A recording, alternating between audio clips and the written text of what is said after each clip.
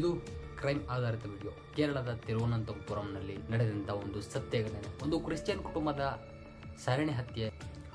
ಕೋಜಿಕೋಡ್ ಜಿಲ್ಲೆಯ ಕೊಡತೈ ಬಳಿಯ ಪೊನ್ನಪಟ್ಟಣಂ ಒಂದು ಊರಿನಲ್ಲಿ ಒಂದು ಕ್ರಿಶ್ಚಿಯನ್ ಕುಟುಂಬ ಇರುತ್ತೆ. ಆ ಕುಟುಂಬದಲ್ಲಿ 6 ಜನ ಇರ್ತಾರೆ. ಈ 6 ಜನ ಬೇರೆ ಬೇರೆ ವರ್ಷಗಳಲ್ಲಿ ಸಹಜ ಎಂಬಂತೆ ನಾರ್ಮಲ್ ಅನ್ನೋ ತರ ಸಾಯ್ತಾ ಇರ್ತಾರೆ. ಸುಮಾರು 2002ರಿಂದ 2016 ಆ ಕುಟುಂಬದಲ್ಲಿ ಒಂದು 4ರಿಂದ 5 ಜನ ಸಾಯ್ತಾರೆ. ಈ ಕುಟುಂಬದಲ್ಲಿ ಒಬ್ಬಳು ಜಾಲಿ ಜೋಸೆಫ್ ಅನ್ನೋ ಒಬ್ಬಳು ಇರ್ತಾಳೆ. ಅವಳು ಈ ಕ್ರಿಶ್ಚಿಯನ್ ಫ್ಯಾಮಿಲಿಗೆ 2002ರಲ್ಲಿ ಮದುವೆಯಾಗಿ ಬರ್ತಾಳೆ. ಈ ಫ್ಯಾಮಿಲಿನಲ್ಲಿ 2002ರಿಂದ 2016 ನಾರ್ಮಲ್ ಡೆತ್ ಅನ್ನೋ ತರ ತುಂಬಾ ಜನ ಸಾಯ್ತಾ ಇರ್ತಾರೆ. ಇದನ್ನ ಗಮನಿಸಿದಂತ ಆ ಫ್ಯಾಮಿಲಿ, ಆ ಕ್ರಿಶ್ಚಿಯನ್ ಕುಟುಂಬದ ಒಬ್ಬ ಸಂಬಂಧಿ ಅನುಮಾನ ಬಂದು ಪೊಲೀಸ್ ಕಂಪ್ಲೇಂಟ್ ಕೊಡ್ತಾನೆ. ಪೊಲೀಸ್ನವ್ರಿಗೂ ಡೌಟ್ ಬರುತ್ತೆ. ಅದಕ್ಕೆ ಪೊಲೀಸ್ನವ್ರು ಏನ್ ಮಾಡ್ತಾರೆ ಅಂದ್ರೆ ಒಂದು ಹೊಸ ತನಿಖಾ ದಳ SIT ರಚನೆ ಮಾಡಿ ಇನ್ವೆಸ್ಟಿಗೇಷನ್ ಮಾಡ್ತಾರೆ. ಆ ಕುಟುಂಬದಲ್ಲಿ ಎಷ್ಟು ಜನ ಸತ್ರು, ಯಾರ್ಯಾರು ಸತ್ರು, ಯಾವ ರೀತಿ ಸತ್ರು, ಅದನ್ನ ಅವರೆಲ್ಲರನ್ನು ಸಾಯಿಸ್ತಿದ್ದವ್ರೆ, ಅವರು ಕೊಲೆ ಮಾಡ್ತಿದ್ರಲ್ಲ, ಅವ್ರ ಗುರಿ ಏನಾಗಿತ್ತು ಅನ್ನೋದನ್ನ ತಿಳ್ಕೊಳ್ಳೋಣ ಬನ್ನಿ.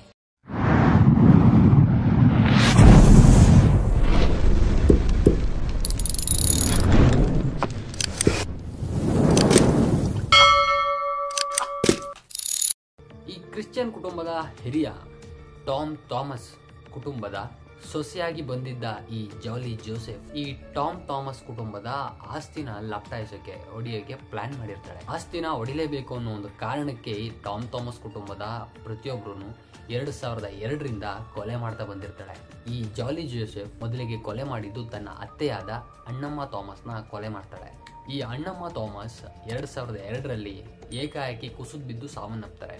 ಈ ಅಣ್ಣಮ್ಮ ಥಾಮಸ್ದು ಸಹಜ ಸಾವೇ ಆಗಿರ್ಬೋದು ಅಂತ ಈ ಕುಟುಂಬಸ್ಥರು ಏನ್ ಮಾಡ್ತಾರೆ ಅಂದ್ರೆ ಅಂತ್ಯಕ್ರಿಯೆ ಮಾಡಿ ಮಾಮೂಲಿ ಅವ್ರದ್ದು ಕರ್ತವ್ಯ ಏನಿರುತ್ತೆ ಅದನ್ನ ಮಾಡಿ ಮುಗಿಸ್ತಾರೆ. ಈ ಅಣ್ಣಮ್ಮ ಥಾಮಸ್ ಸತ್ತ 6 ವರ್ಷ ನಂತರ ಈ ಅಣ್ಣಮ್ಮ ಥಾಮಸ್ ಪತಿ ಏನಿರ್ತಾರಲ್ಲ ಟಾಮ್ ಥಾಮಸ್ ಅನ್ನೋರು, ಅವರು ಹೃದಯಾಘಾತ ಹಾರ್ಟ್ ಅಟ್ಯಾಕ್ ಆಗಿ ಸತ್ತು ಹೋಗ್ತಾರೆ. ಈ ಟಾಮ್ ಥಾಮಸ್ ಸತ್ತ ಮೇಲೆ 2011ರಲ್ಲಿ ಈ ಜಾಲಿ ಜೋಸೆಫ್ ಇರ್ತಾರಲ್ಲ ಅವ್ರ ಗಂಡ ರಾಯ್ ಥಾಮಸ್ ಅವರು ಕೂಡ ಸೇಮ್ ಅಣ್ಣಮ್ಮ ಥಾಮಸ್ ತರನೇ ಕುಸಿದು ಬಿದ್ದು ಸಾವನ್ನಪ್ತಾರೆ. ಜಾಲಿ ಜೋಸೆಫ್ ಗಂಡ ಸತ್ತ ಮೇಲೆ ಅಣ್ಣಮ್ಮ ಥಾಮಸ್ ಸಹೋದರ ಅಣ್ಣ ಮ್ಯಾಟ್ ಮಂಜಡಿಯಲ್ ಅವರು ಕೂಡ 2014ರಲ್ಲಿ ಸಾವನ್ನಪ್ತಾರೆ.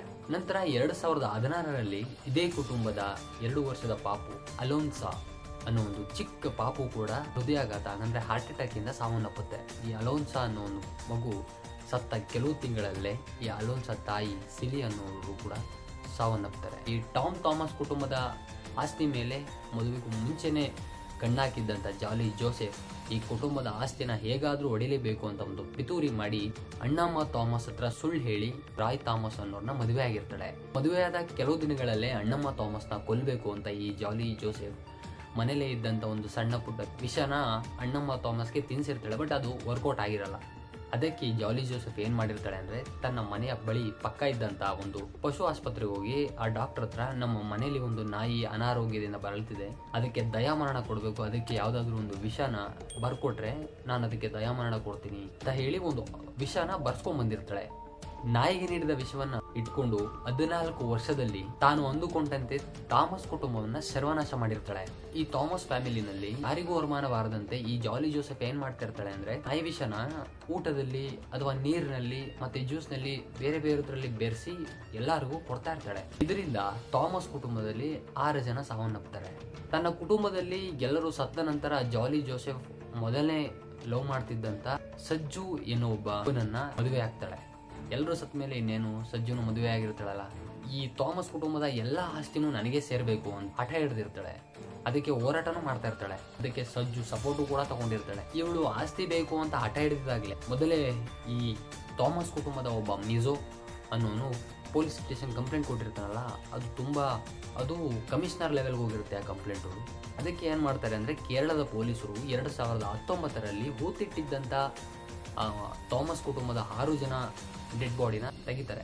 ಹೂತಿಟ್ಟಿದ್ದಂತ ಶವಗಳನ್ನ ತೆಗೆದ ನಂತರ ಮತ್ತೆ ಮರಣೋತ್ತರ ಹಂಗಂದ್ರೆ ಪೋಸ್ಟ್ ಮಾರ್ಟಮ್ಗೆ ಕಳಿಸ್ತಾರೆ.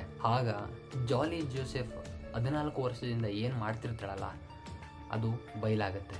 ಪೇಪರ್ಗಳೆಲ್ಲ ಜಾಲಿ ಜೋಸೆಫ್ ಸೈನೈಡ್ ಕೊಟ್ಟು ಸಾಯಿಸಿದಾಳೆ ಅಂತ ಬರೆದ್ರೆ ಪೊಲೀಸ್ ಚಾರ್ಜ್ ಶೀಟ್ನಲ್ಲಿ ನಾಯಿ ವಿಷ ಬಳಕೆ ಮಾಡಿ 6 ಜನರನ್ನು ಕೊಂದಿರ್ತಾಳೆ ಅಂತ ಬರೆದಿರುತ್ತೆ. ತನ್ನದೇ ಕುಟುಂಬದ 6 ಜನರನ್ನು ಕೊಲೆ ಮಾಡಿದ್ದ ಜಾಲಿ ಜೋಸೆಫ್ ಮತ್ತು ಅದಕ್ಕೆ ಸಹಾಯ ಮಾಡಿದ್ದ ಸಜ್ಜು ಅವರಿಗೆ ಕೋರ್ಟ್ ಜೀವಾವಧಿ ಶಿಕ್ಷೆ ಕೊಡುತ್ತೆ. ಆಸ್ತಿಗೋಸ್ಕರ ಏನ್ ಬೇಕಾದ್ರೂ ಮಾಡ್ಬೋದು ಅಂತ ಈ ಸಮಾಜದಲ್ಲಿ ಉದಾಹರಣೆನೇ ಈ ಜಾಲಿ ಜೋಸೆಫ್. ಜಾಲಿ ಮಾಡೋಕೆ ತನ್ನ ಕುಟುಂಬವನ್ನೇ ಕೊಲೆ ಮಾಡಿದ ಜಾಲಿ ಜೋಸೆಫ್ ಅಲ್ಲ, ಕಿಲ್ಲರ್ ಜೋಸೆಫ್. ಇದೇ ಇವತ್ತಿನ ವಿಡಿಯೋ ಆಗಿತ್ತು ಅಂತ ಹೇಳ್ತಾ ಥ್ಯಾಂಕ್ ಯು ವೆರಿ ಮಚ್. ಮತ್ತೆ ಮುಂದಿನ ವಿಡಿಯೋದಲ್ಲಿ ಸಿಗೋಣ ಅಂತ ಹೇಳ್ತಾ thank you for watching. Love you all. Bye bye. Miss ಮಾಡಿದೆ ಲೈಕ್ ಮಾಡಿ, ಶೇರ್ ಮಾಡಿ, ಸಬ್ಸ್ಕ್ರೈಬ್ ಮಾಡಿ ಅಂತ ಹೇಳ್ತಾ ಬಾಯ್ ಬಾಯ್.